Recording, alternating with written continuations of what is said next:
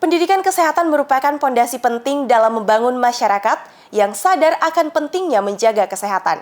Namun, seringkali pendidikan kesehatan hanya diarahkan kepada orang dewasa saja, sedangkan anak-anak yang merupakan generasi penerus bangsa seringkali terlewatkan. Di tengah kebutuhan akan pencegahan penyakit dan pembentukan kebiasaan sehat sejak dini, pendongeng edukasi kesehatan hadir sebagai solusi kreatif untuk menyampaikan pesan-pesan kesehatan kepada anak-anak melalui dongeng dan cerita yang menghibur. Bulan suci Ramadan memang menjadi bulan yang selalu dinantikan umat muslim di seluruh dunia. Pada bulan ini terjadi beberapa perubahan.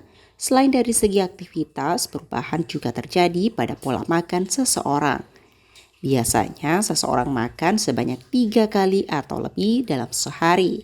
Namun selama Ramadan biasanya hanya makan 2 kali karena waktu yang ada juga lebih singkat. Dalam wawancara bersama dokter spesialis gizi klinis dari Universitas Hasanuddin, Dr. Yasmin menegaskan pentingnya memilih makanan dan minuman yang berkualitas selama bulan Ramadan. Dr. Yasmin menyarankan untuk memilih makanan yang menyediakan nutrisi lengkap, terutama saat sahur dan makan malam. Menurutnya, sahur ataupun makan malam sebaiknya diisi dengan makanan yang mengandung karbohidrat, protein, dan lemak untuk membantu tubuh memperoleh cadangan energi selama berpuasa. Misalnya saja adalah nasi dengan paduan ikan atau ayam dan sayur-sayuran. Ia menegaskan bahwa sahur sebaiknya dilakukan mendekati waktu imsak dan jumlah protein atau lemak bisa lebih besar dari karbohidrat. Makanan-makanan ya paling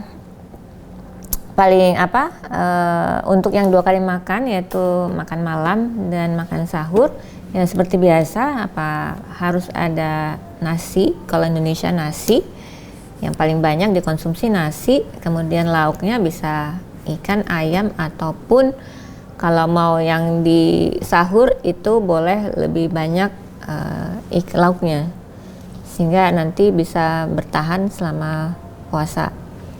Kemudian ada ada sayuran, ya sayuran. Lebih lanjut, Yasmin, sapaan dokter gizi klinis itu menyarankan untuk mengonsumsi makanan yang dapat meningkatkan gula darah dan memulai dengan meminum air putih dan jus atau sup buah segar untuk menghindari dehidrasi saat berbuka puasa. Kemudian dilanjutkan dengan makanan berat yang lengkap seperti saat sahur. Saat yang paling utama yang akan beresiko adalah cairan, karena cairan itu paling gampang kita dia turun, apalagi dengan cuaca yang semakin panas ya. Oleh karena itu antisipasinya pada saat kita pada saat kita tidak berpuasa, setelah buka puasa, maka kita memperbanyak mengkonsumsi cairan. Apakah itu air putih, apakah itu dalam bentuk sup-supan, itu menjadi sama. Untuk mengantisipasi supaya kita tidak langsung perutnya kembung karena terlalu langsung banyak minum air, makanya seperti dicicil. Setiap kali makan minum ada cairan juga masuk, seperti itu. Nah, selain itu, selain cairan, yang penting adalah asupan makanan yang menghasilkan energi, ya, yaitu karbohidrat, protein, dan lemak.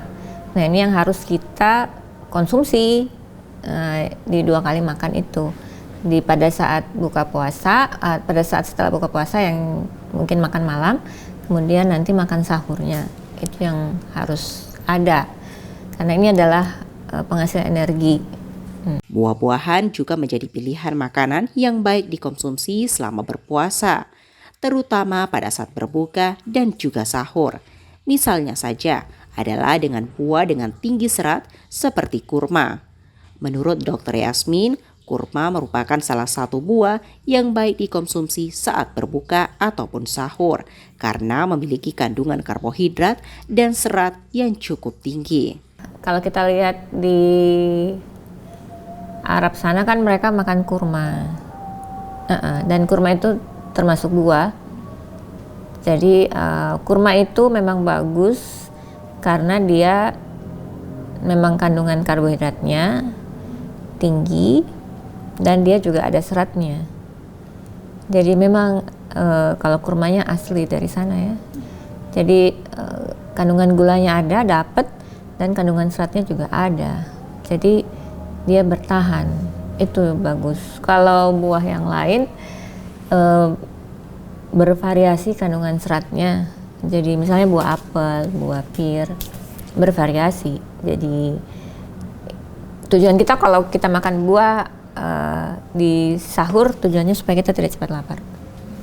Meskipun tidak ada larangan mengonsumsi makanan ataupun minuman manis terutama saat berbuka, tetap disarankan untuk tidak berlebihan, terutama pada makanan dan minuman yang tinggi kandungan gula seperti teh manis atau cemilan manis.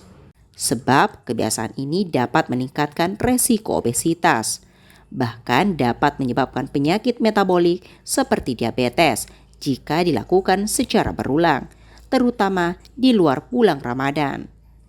Menjaga pola makan sehat dan seimbang selama Ramadan adalah kunci utama menjaga kesehatan.